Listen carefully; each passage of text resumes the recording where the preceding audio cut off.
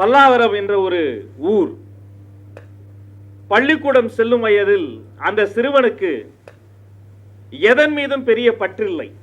ஒரு குழந்தை பேசும், ஒரு குழந்தை பாடும், ஒரு குழந்தை ஓடும். அந்த குழந்தை பேசாது, பாடாது, படிக்காது. ஆங்கிலத்தில் ஸ்லோ லேர்னர் என்று சொல்வார்கள். அந்த குழந்தை மெல்ல கற்கும் குழந்தை. மற்ற மாணவர்கள் ஒரு வாரத்தில் ஒரு பாடத்தை படித்து விட்டால் அந்த பாடத்தை படிக்க அந்த குழந்தைக்கு 1 மாதம் 2 மாதம் ஆகும்.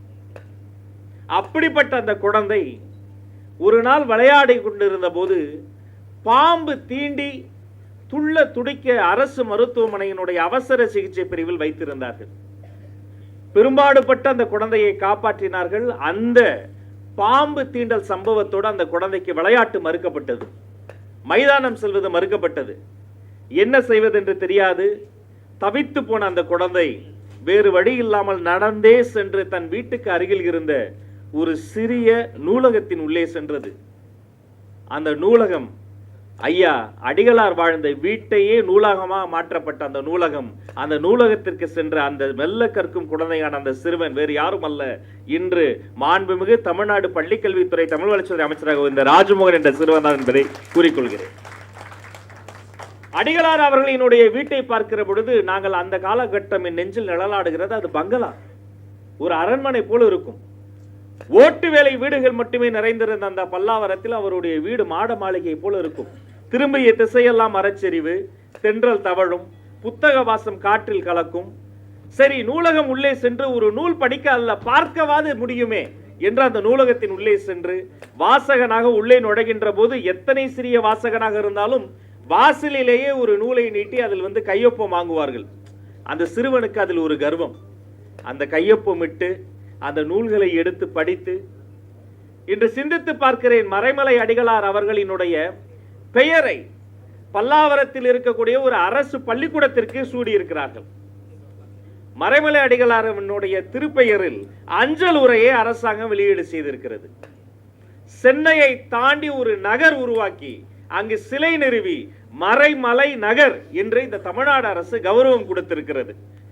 புதுகையிலே ஒரு சாலைக்கு மறைமலை அடிகள் சாலை என்று பெயர் சூடி இருக்கிறார்கள்.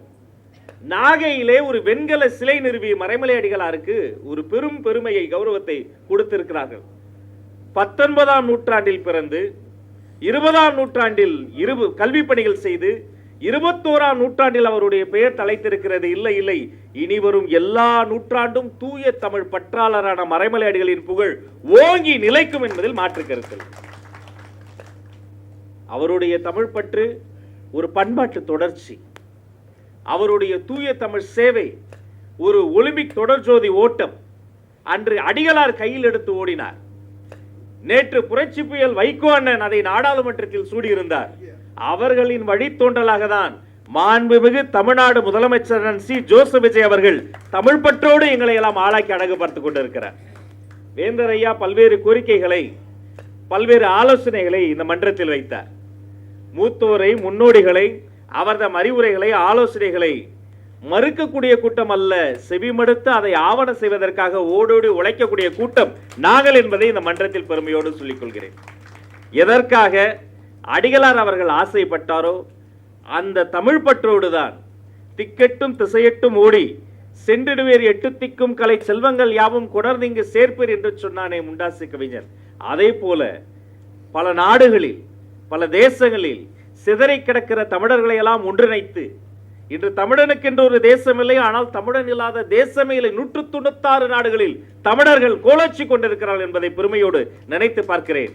அவர்கள் அத்தனை பேரையும் ஒன்றாக்கி நன்றாக்கி ஒரு குடையின் கீழ் கொண்டு வந்து இதோ இந்த மேடையில் பாருங்கள், பல நாட்டில் இருந்து தமிழ் காதலர்கள் வந்திருக்கிறார்களே, இதை போல ஒரு குடையின் கீழ் கொண்டு வந்து ஆக்கப்பூர்வமான பணிகளை செய்வது மட்டும்தான் எங்களுடைய வேலை. பெருமையோடும் வாஞ்சையோடும் சொல்கிறேன். அமைச்சர் ராஜ்மோகன் என்று வாயார அழைக்கிறீர்கள். அமைச்சர் ராஜ்மோகன் என்ற பெயர் மட்டும்தான் எனது. அதிகாரம் முழுக்க முழுக்க தமிழுக்கானது, தமிழர்களுக்கானது, உங்களுக்கானது என்பதை நான் சொல்லிக் கொள்கிறேன். நீங்கள் சொல்லுங்கள், கேட்காதீர்கள். நீங்கள் கோரிக்கை எல்லாம் வேண்டாம், அன்பு கட்டளையிடுங்கள். நீங்கள் சொல்வதை செய்து முடிப்பதற்காக தான் உங்கள் தம்பி ராஜ்மோகன் வந்திருக்கிறார் என்பதை இந்த நேரத்தில் நான் கூறிக்கொள்கிறேன். மறைமலை அடிகளாரினுடைய அந்த தமிழ் சேவை என்பது நூற்றாண்டு தாண்டி தாண்டி இன்னும் தழைத்து கொண்டே இருக்கும். நான் அமெரிக்கா சென்றிருந்தேன், வேந்தர் அங்கேயும் வந்திருந்தார். இந்த திரைப்பட வசனத்தில் சொல்றேன், மகாபிரபு இங்கேயும் வந்துட்டீங்களா என்று நான் கேட்டேன். அவர் சொன்னார், தமிழ் இருக்கும் எல்லா இடத்திலும் நான் இருப்பேன் என்றார். நல்ல அரங்கம் நிறைந்த கைத்தட்டல் தரலாம் அவருடைய தமிழ் பற்றுக்கு. நான் அசந்து போனேன். வயது என்பது அவருக்கு ஒரு ஒரு பொருட்டே அல்ல.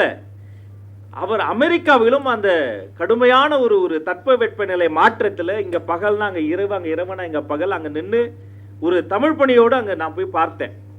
அப்ப அந்த இடத்தில் பார்த்தபோது ரொம்ப நெஞ்சுக்கு நெருக்கமாக அளவலாவலம் அவருடைய தவ புதல்வர் என்னுடைய அருமை நண்பர் பேசி கொண்டிருந்தோம். பின்பு இந்த ஃபெட்னாவில் பல இடங்களுக்கு சென்று பல தமிழ் மேடைகளில் பேசிக் கொண்டிருந்த போது 2 மனிதர்களை பார்த்தேன். ஒருவர் பெயர் தாமஸ் அட்டாச்சி, சியாட்டலில் பிறந்தவர், ஜப்பானியர். நான் பேசி முடித்த பின்பு என்னுடைய அறைக்கு வந்தார். உள்ளே நுழைகிற போதே வேட்டி சட்டை கட்டி வந்தார். எனக்கு ஆச்சரியமாக இருந்தது. ஆள் பார்ப்பதற்கு ஜாக்கி ஜான், ப்ரூஸ்லி போல இருக்கிறார். வேட்டி சட்டையை கட்டி வருகிறார். இப்போது எப்படி ஆங்கிலத்தில் பேசுவதா? அவருக்கு தமிழ் தெரியுமா? அதிகபட்சம் 2 வார்த்தைகள் பேசுவார்கள் தமிழில், அதையும் வணக்கத்தையும் சுணக்கத்தோடு சொல்வார்களே. உள்ளே நுழைந்தார்.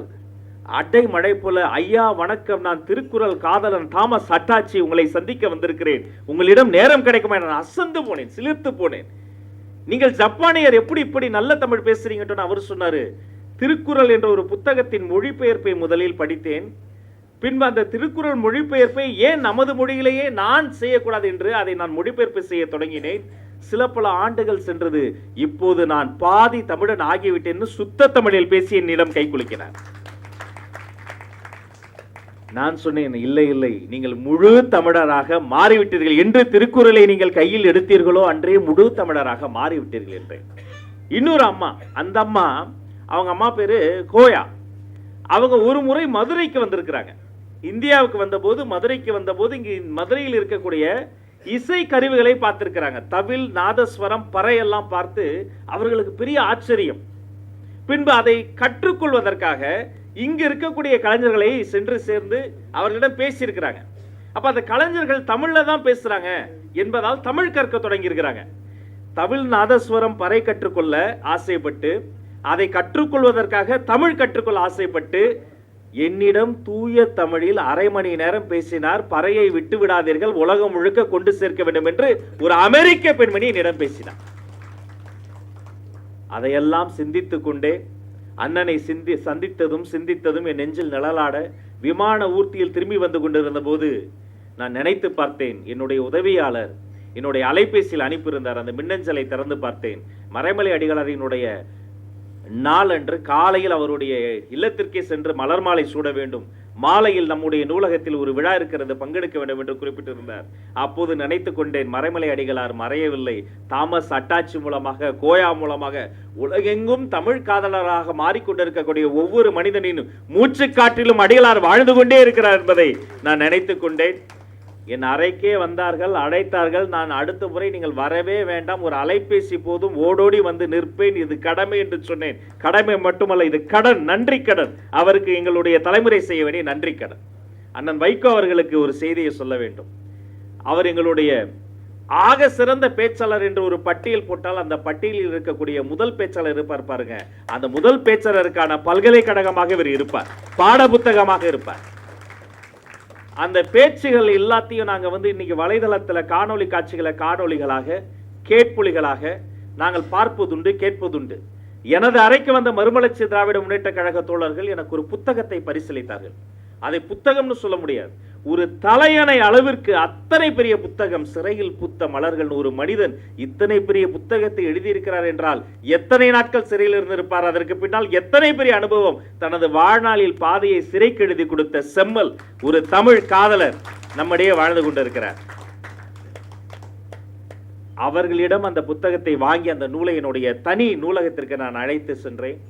வாசித்துக் கொண்டிருக்கிறேன். வாசித்து முடித்த அண்ணனிடம் அதை பற்றி விரிவாக பேசுவேன். எங்களுடைய முதல் அலைபேசி அழைப்பே அவருக்கு எதுவுமே கேட்கல. நான் ஒரு அமைச்சர், என்னை தொலைபேசியில் உரிமையாக அழைத்து அவர் என்ன தெரியுமா கேட்டார்?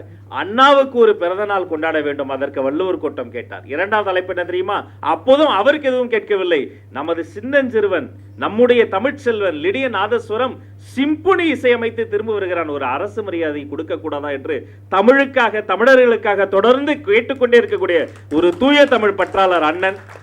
அவருக்கு பதிலுக்கு நான் ஒரே ஒரு பரிசு சொல்லணும்னு நினைக்கிறேன். அது ஒன்றல்ல, 2. பரிசு 1, என்னிடம் ஒரு அரிய மிக முக்கியமான ஒரு நிழற்படம் கிடைத்தது. அது தந்தை பெரியார் முன்னால் அண்ணன் வைகோ பேசிக் கொண்டிருக்கிறார். அதே காந்த குரல் அந்த புகைப்படத்தில் எதிரொலிக்கிறது எனக்கு. அதே நிலவை போன்ற தெளிவான ஒரு முகம், நிமிர்ந்த ஒரு உருவம், ஒரு சிங்கம் கர்ஜிப்பதை போல நின்று கொண்டிருக்கிறார். தந்தை பெரியார் அந்த சிங்கத்தின் கர்ஜனை ரசித்துக் கொண்டிருக்கிறார். நாங்கள் பெரியாரை பார்த்ததில்லை, பெரியார் முன்னால் பேசியவரை இப்போது பார்த்துக் கொண்டிருக்கிறோம். எங்கள் கொள்கை தலைவர் முன்னால் பேசியவர். இன்னொரு புகைப்படம், அந்த புகைப்படம் தென்னாட்டு பெர்னாட்சா பேரறிஞர் அண்ணா அவர்கள் இருக்கிறார். அண்ணாவுக்கு முன்னால் அண்ணாவின் தம்பியாக அண்ணன் வைகோ பேசிக் கொண்டிருக்கிறார். இந்த 2 புகைப்படங்களையும் பார்த்த பிறகு நான் அந்த தோழர்களிடம் சொன்னேன், உடனடியாக எனது அதிகாரிகளை அழைத்து இந்த புகைப்படத்தை கொடுங்கள். காஞ்சிபுரத்தில் அறிஞர் அண்ணா அவர்களினுடைய பிறந்த வீட்டை ஒரு நினைவு இல்லமாக, ஒரு கலையும் தமிழும் கொஞ்சி விளையாடும் ஒரு காட்சியகமாக வைத்திருக்கிறோமே, இந்த புகைப்படங்களை அண்ணா பிறந்த வீட்டில் நிரந்தரமாக வைப்பதற்காக கட்டளையிடுகிறேன் என்று நான் சொல்லிவிட்டேன். இரண்டாவது, அவருடைய எழுத்து. தமிழ் இலக்கிய சூழலில் அடிகளார் அவர்களினுடைய எழுத்து எத்தனை பெரிய தாக்கத்தை ஏற்படுத்தி இருக்கிறது என்பதற்கு அண்ணன் வைகோ அவர்களினுடைய எழுத்தின் நீட்சி ஒரு சாட்சி. அந்த எழுத்து தொடர்ச்சியாக வந்து கொண்டிருக்கக்கூடிய சங்கொலி இதை போல தமிழ்நாடு முழுக்க இருக்கக்கூடிய அனைத்து நூலகத்திலும் இனி சங்கொலி ஓங்கி ஒலிக்கும் என்பதையும் அவருக்கு இந்த நேரத்தில் நான் சொல்லி, அடிகளாரை குறித்து பேசிக் கொண்டிருப்பதற்கு நாளும் நேரமும் போதாது. அவரை வாழ்த்தி பேச, ஆய்வு செய்து பேச, அற்புதமாக கட்டுரை எழுதி வந்திருக்க ஆய்வாளர்களுக்கும், எனக்காக என்னை முந்தி பேச அனுமதித்த என்னுடைய முன்னோடி அண்ணன் வைகோ அவர்களுக்கு என்னுடைய நேரத்தையும் சேர்த்து வணங்கி கொடுத்து, உங்கள் அத்தனை பேருக்கும் நல்லதே நடக்கட்டும், நலமே சொல்லட்டும் என்று நன்றி பாராட்டி விடைபெற்று செல்கிறேன். நன்றி, வணக்கம்.